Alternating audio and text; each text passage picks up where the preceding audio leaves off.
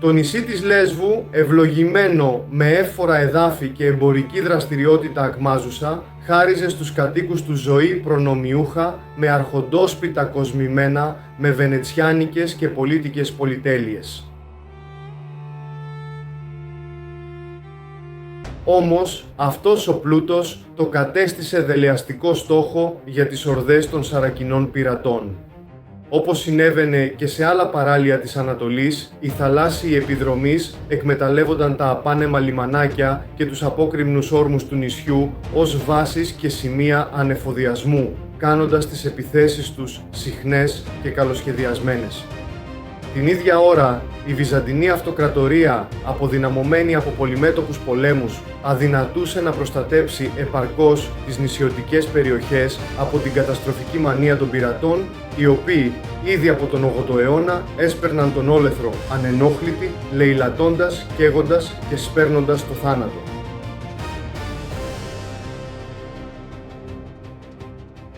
Τα λάφυρα και οι αιχμάλωτοι που αποσπούσαν μεταφέρονταν από τα πειρατικά σκάφη στις αγορές της Ανατολής, πολλές φορές με την ανοχή ή και τη συνεργασία των εκάστοτε Οθωμανών ηγεμόνων.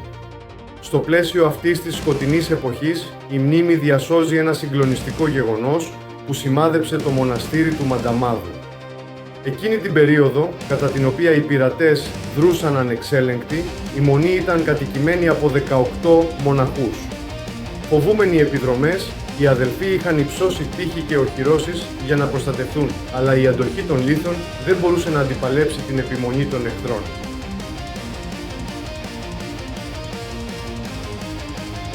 Κατά τη Σαρακοστή, σε μια στιγμή που η αδελφότητα είχε στραφεί ολόψυχα στη λατρεία και την νηστεία, οι πειρατές, με επικεφαλής τον φοβερό Σιρχάν, εισέβαλαν κρυφά κατά τη διάρκεια της λειτουργίας.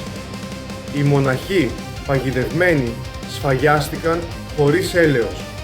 Μόνος διασώθηκε ο νεαρός δόκιμος Γαβριήλ, ο οποίος δραπέτευσε από το παράθυρο του ιερού και σκαρφάλωσε στη στέγη. Εκεί, σύμφωνα με την παράδοση, εκδηλώθηκε το θαυμαστό. Ο ουρανός σύστηκε, θάλασσα φουρτουνιασμένη απλώθηκε στη σκεπή και από το κύμα ξεπρόβαλε ο Αρχάγγελος Μιχαήλ με πύρινο ξύφος, προκαλώντας τρόμο στους εισβολείς που εγκατέλειψαν έντρομη τη λία τους και έφυγαν άπρακτοι.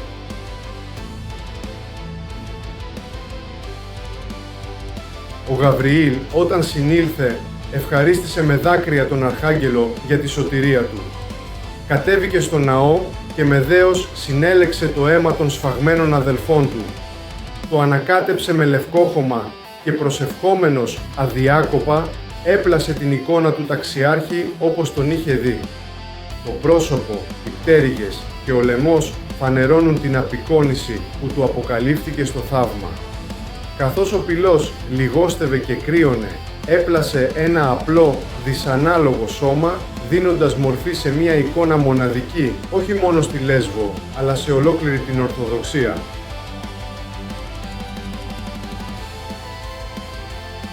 Παρά το πέρασμα αιώνων και την έκθεση στη φθορά του χρόνου και της ανθρώπινης αφής, η ανάγλυφη μορφή παραμένει αναλύωτη.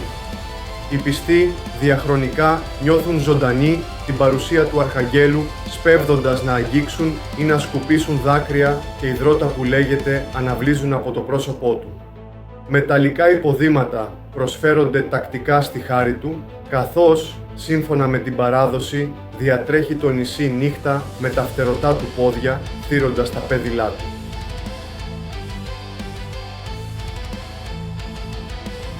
Η μονή του Μανταμάδου, αφιερωμένη στον ταξιάρχη Μιχαήλ, είναι χτισμένη στη βόρεια πλευρά της ομώνυμης Κομόπολης, στην τοποθεσία που από τότε ονομάστηκε Μαχερά εις μνήμην του Μακελιού.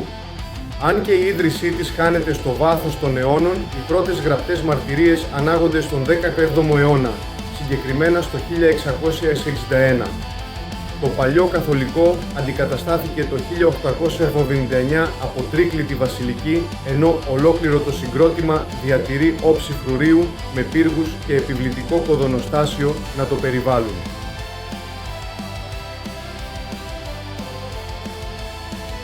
Η ανάγλυφη εικόνα φυλάσσεται μέσα σε ξυλόγλυπτο κουβούκλιο του 1766 και δίπλα της βρίσκονται τα αρχιερατικά άμφια του Πατριάρχη Γρηγορίου τα οποία εμπιστεύτηκε στον Πορφύριο, μετέπειτα Μητροπολίτη Λέσβου.